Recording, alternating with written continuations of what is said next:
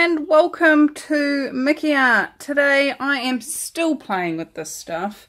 This is the DecoArt Stylin stuff. They sent me so much paint that I just, I can't waste it. I've got to paint with it. So when they said fashion accessories, you can think of all sorts of things, shoes, jewellery, handbags.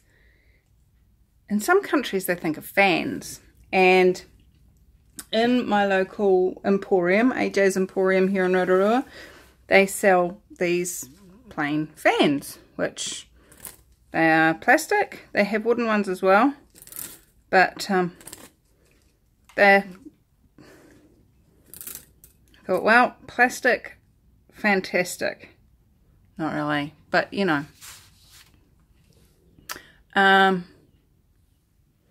so I'm going to have a go at pouring it. I'm going to see what happens.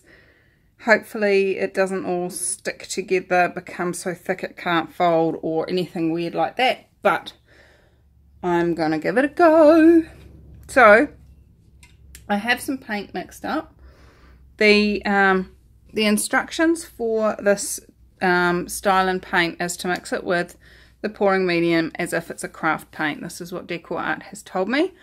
They sent this through to me to try on my channel, so I'm putting it through its paces. And I have done shoes, I have done wallets, I have done, most of the things I listed. I've even done a pair of jeans. Can't tell you yet how they finished, but I will show you those in the dry version of this, because they should be dry at the same time, because I'm doing them the same day. How's it get any better than that? So yes, 50-50 mix apparently, and then add more pouring medium to get it as runny as you want.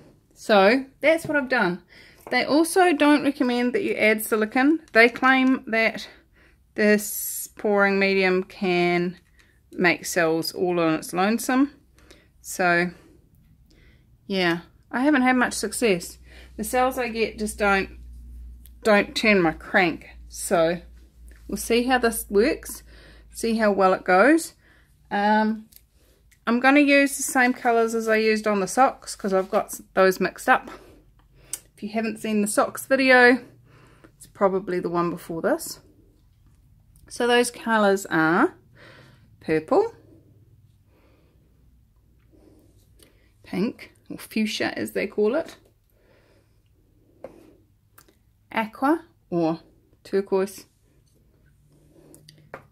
a little bit of white, and I've still got a little bit of the blue left, although it's thickened up a little bit. So we'll see how that one goes in there. So I'm going to start off with white. Why? Because that's the colour that the fan is. I'm going to put that, just resting it up on the fan just to put my tin on a bit of an angle. I'm not a fan of this aqua. It's too white based for me, but some people might like it. I do like the purple, it comes out nice, and the fuchsia, a little bit more white.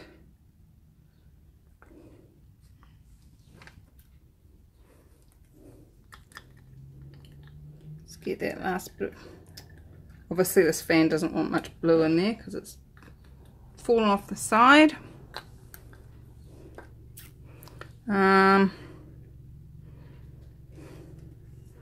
Let's go more pink. And more purple. Starting to see some cell action in there, which is exciting.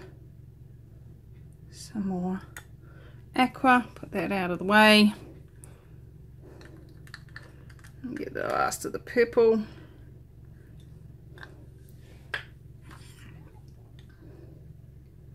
The last of the pink. I need to be completely honest with you guys, this is not the first fan I've painted. I did one of the wooden ones before and I didn't have much paint and it came out okay, but it sort of only half covered the fan and it didn't look cool, and so we're trying again. So that's what the cup looks like. See, there is some cell action happening, but not much. Alright, so I'm gonna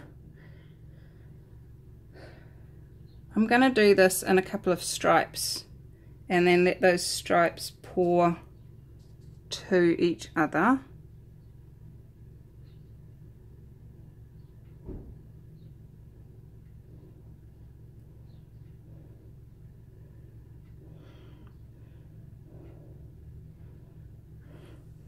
And I just realized that I missed one. That's not cool.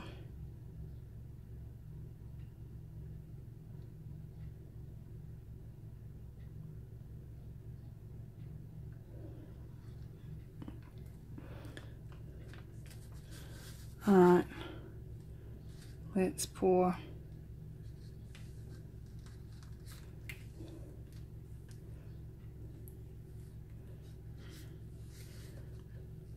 And I'm going to take that stuff that ran off that over there and just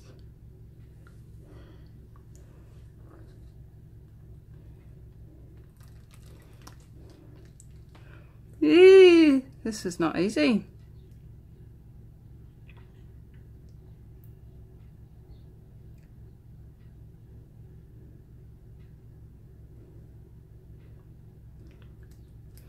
Trying to keep it off these plastic bits because I don't want them gluing together, because I had that happen on the wooden one and that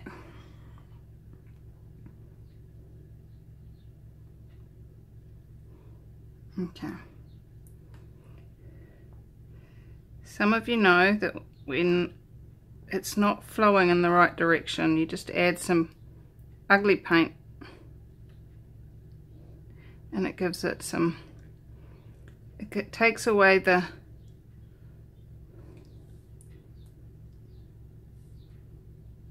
what's that word? There's a fancy word for it. Where it's a type of resistance. Alright.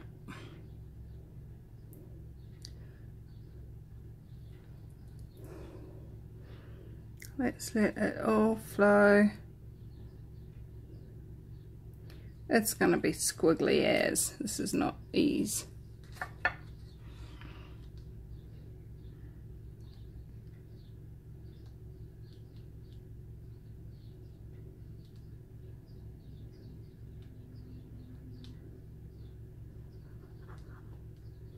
Because you've got the ups and downs of the fan.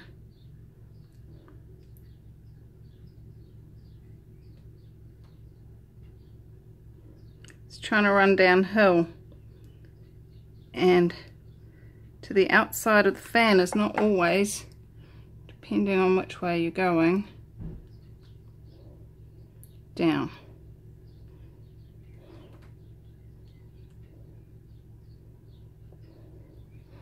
Okay.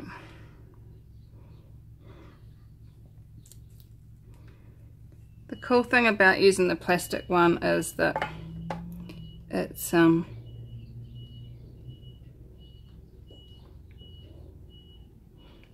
it should clean off the handles pretty quickly if I do it quickly, because this stuff's designed to stick to stuff that normal stuff doesn't stick to. So we will see. This could be a total disaster, but hey, that's what I'm here for, to test it for you. If it works, you guys can go do it. Who knows, we might start a new trend, acrylic poured fan club. I'm trying to be funny. Alright.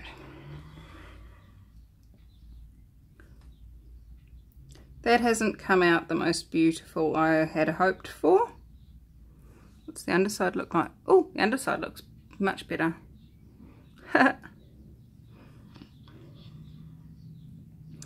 So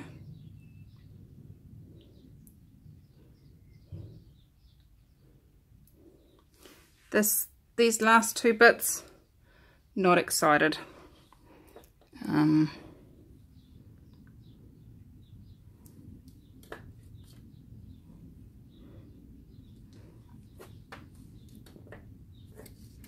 I'm just grabbing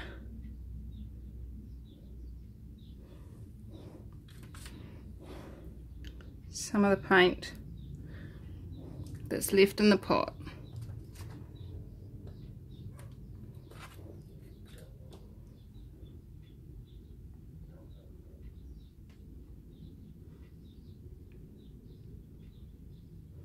Just trying to give it something, a little, you know, je ne sais quoi. Alright, that looks interesting, but flip it over, the other side is actually quite nice. So, let's see how it dries, guys. I'm looking at what's on the table. There is absolutely nothing to dip cabochons on. It's a mess. But hey, oh, torch it, that's always a good thing. Let's see what torching does to it.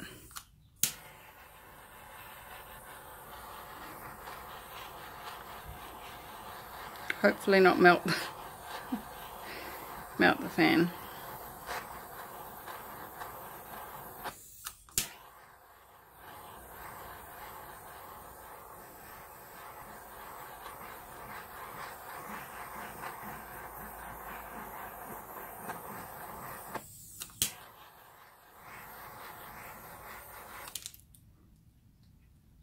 Okay, there's a couple of cells come up. I'm not excited about this, can you tell? There's a couple of cells. But mostly it's a mess. But that's probably because I'm trying to pour a fan.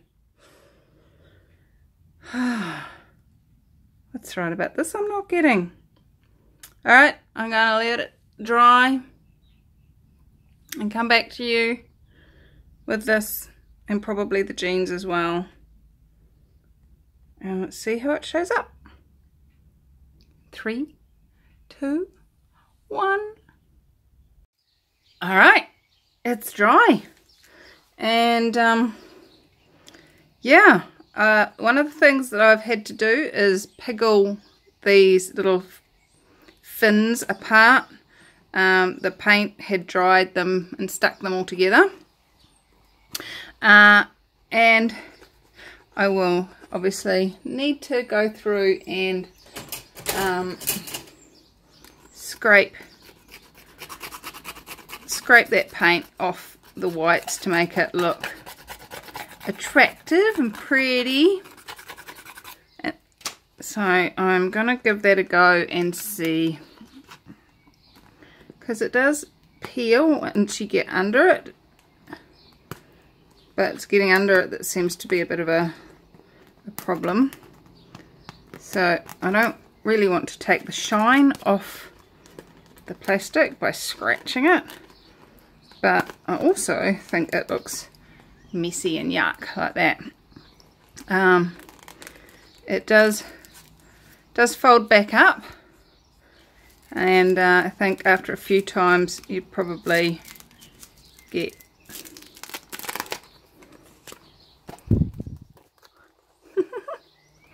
it's pretty cool. I like it. The paint does have a tackiness about it. The back is pretty cool too, except where I sat it on tins and it's caused a bit of bleed through.